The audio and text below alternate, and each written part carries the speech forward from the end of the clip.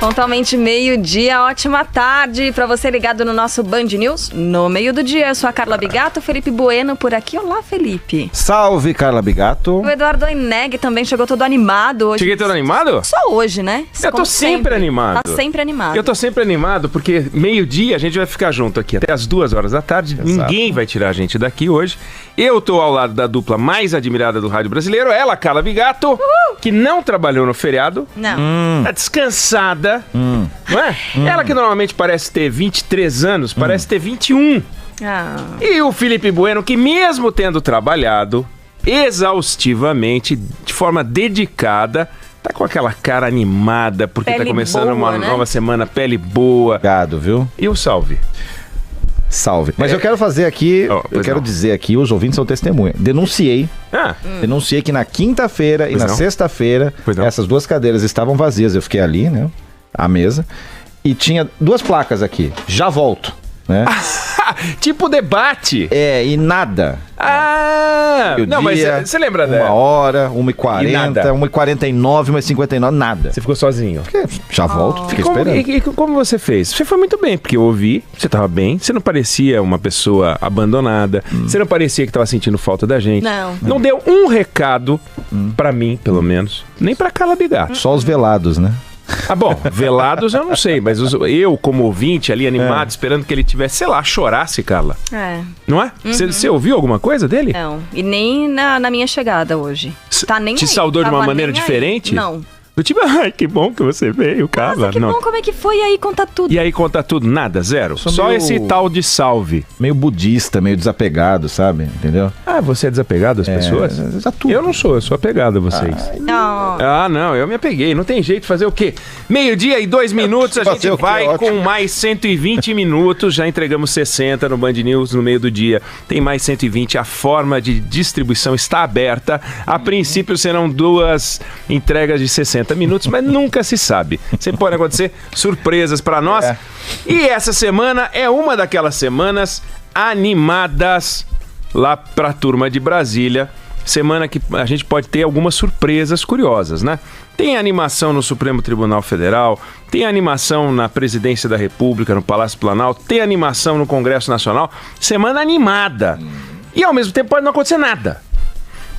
O que torna tudo mais curioso, né? Porque Brasília é assim, né? A gente começa a semana cheio de expectativas, né? Quando você entra com Orengo, quando você entra ouvindo os repórteres de Brasília e tudo se arma, aquele circo. De repente, às vezes o circo, né? O urso não aparece, o leão não vem, o palhaço foi dormir, o mágico tá cansado, e aí quando você vai ver não tem ninguém, só o cara da pipoca e do cachorro-quente, que também é bom, pipoca e cachorro-quente. É muito bom. Mas eu digo assim, animação total, por quê? O Supremo Tribunal Federal tem na agenda a possibilidade de votar o habeas corpus do Lula. Ao mesmo tempo, eles têm tanta coisa para votar na segunda turma que é possível que não vote. E aí o Supremo vai ter uma agenda sem muito significado. Mas também pode discutir o decreto das armas do presidente da República. E isso pode tornar a semana animada no Supremo Tribunal Federal. O Congresso Nacional, a Câmara dos Deputados, tem a discussão também do decreto das armas do presidente, o que também pode tornar tudo animado. E tem a Previdência. Pode não acontecer nada. Pode não ter Previdência, porque você tem um monte de deputado para falar e na hora de votar pode ser que não consiga votar numa semana complicada, mas você tem a Previdência. E o presidente da República tem até amanhã que sancionar a Lei Geral das Agências Reguladoras. Essa combinação de palavras, lei geral, agências reguladoras, talvez seja a combinação mais chata que pode existir de palavras, né? Agência reguladora é uma coisa insuportável, mas ela acabou disparando uma frase dita pelo presidente na sexta-feira, no sábado, em que ele disse o seguinte: será que o Congresso, né, quer me transformar na rainha da Inglaterra? O que é a rainha da Inglaterra? É aquela que tem o cargo, mas ela não governa. Quem governa é o primeiro-ministro. Então ele está sugerindo que o Congresso tenta encapsulá-lo, colocá-lo com aquela faixa, aparece nas festividades, discursa, fala, a gente acompanha, etc. Mas quem governa é o Congresso Nacional. Tudo por causa da lei, desta tal lei geral das agências reguladoras. E o presidente aparentemente se confundiu. Ele provavelmente ao observar o que está acontecendo com essas agências reguladoras, entendeu que o Congresso estava dando um recado para ele, presidente da República, e não um recado para o país. Não é um recado ruim para o presidente, é um recado bom para o país. O Brasil tem 11 agências reguladoras federais. Eu não quero nem saber disso. Não, mas espera. A Agência Nacional de Petróleo é importante para nós, né? A Agência Nacional de Saúde, toda hora a gente está discutindo plano de saúde. A Anvisa, quantas vezes a gente está falando de medicamentos para cá e para lá. Toda a regulação da telefonia, a regulação da energia elétrica, cálculos de aumentos, tudo isso tem a ver com a nossa vida. São as agências que cuidam disso. Não é o governo, a gente chama tudo de governo, mas são as agências. E são 11 agências federais. E essas 11 agências federais, elas funcionavam de um jeito porco. Não vou nem dizer funcionavam de um jeito porco. Não porque elas não tenham nenhuma forma de funcionar que seja razoável. Não, mas porque a forma de nomear seus integrantes é uma coisa de apadrinhamento. Tem diretor de agência reguladora que foi colocada lá porque é parente de deputado, porque é parente de senador. O sujeito não conhece nada, não é um sujeito qualificado e não são poucos os casos de indicação política. Em 2013, apareceu um projeto de lei para tentar profissionalizar esse troço. 2013 estava havendo manifestação no Brasil, lembra disso? Não tinha Bolsonaro. Aliás, não tinha... Tinha Dilma, não tinha eleição. A Dilma seria reeleita em 2014. Esse projeto foi feito em 2013. Aí em 2015 ele passou na Comissão de Constituição e Justiça do Senado. 2016 numa comissão especial. Dezembro de 2016 foi aprovado e foi para a Câmara dos Deputados. A Câmara mexeu no projeto, enfiou a possibilidade de poder de colocar deputado, gente que é político nas agências reguladoras. Voltou para o Senado tirou tudo isso. No final do ano passado foi aprovado, março em comissão, etc. Foi enviada para sanção presidencial. E o presidente tem até amanhã para sancionar, porque tem um prazo para sancionar. Ele pode sancionar inteiro, pode sancionar com vetos. E é em função de receber a informação de que havia esse projeto sobre a mesa dele que ele reagiu: querem me transformar em rainha da Inglaterra. Por quê? Porque para indicar um diretor agora, diferente do que era antes, tem que ser feita uma lista tríplice. O presidente escolhe dos integrantes da lista tríplice aquele que ele acha o mais bacana.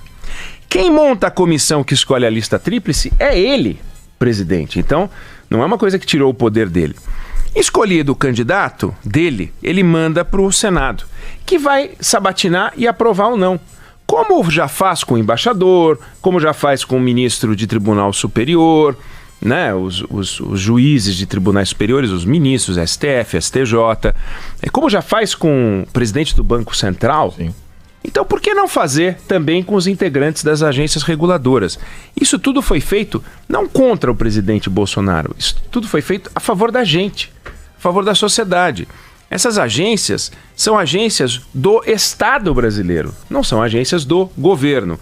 E ele chegou a dizer, mas espera aí, como é que fica? Eles competem com os ministérios, essas agências competem com os ministérios. Não, elas não competem com os ministérios. Funciona assim: se o governo quer ou não liberar, por exemplo, uma verba para um plano de distribuição de remédios, isso é da alçada do governo federal.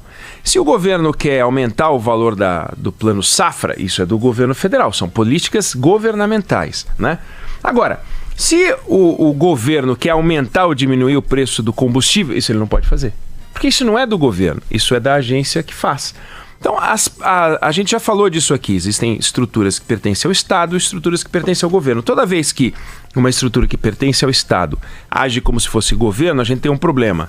Sérgio Moro, um juiz, ele era uma estrutura do Estado. Ele se mexeu como se pudesse tomar decisões políticas. Olha o ruído que está dando. Está tendo que se explicar no Senado, se explicar na Câmara, porque ele era uma figura do Estado. Agiu como governo, ruído, confusão. Quando você é do governo e age como Estado, também às vezes dá problema.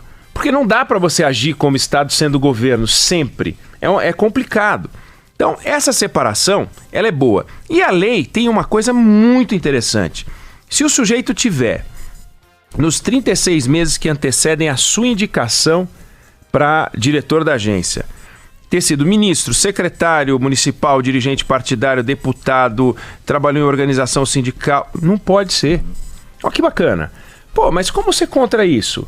O presidente da República não é contra a exploração política dos cargos? Ele não quis fazer o ministério técnico sem a presença de políticos?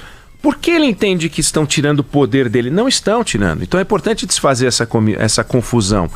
Se nos 12 meses anteriores à indicação, o sujeito foi sócio, acionista, empregado, administrador, integrante de conselho, até parentes do 3º grau, dos assuntos que ele vai ter que tocar, ele não pode ser.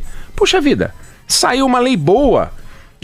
Por incrível que pareça, o projeto original é do Eunício de Oliveira, acreditem ou não, que indicou um parente seu para a agência de transporte, como é que chama? De transporte aéreo? Que cuida da... A ANAC, né? A ANAC. Com um parente dele que tem menos idade do que um comissário padrão tem de voo. Ricardinho. Bacaninha. O fofinho virou diretor da ANAC. É Ricardo Fenelon. Propôs o Fenelon, virou diretor da ANAC. Agência Nacional de Aviação Civil. Que absurdo! Não faz o menor sentido. Ele deve estar chocado. Como assim? Eu sou um sujeito altamente qualificado. Não, mas não dá para o camarada aprender no cargo, né?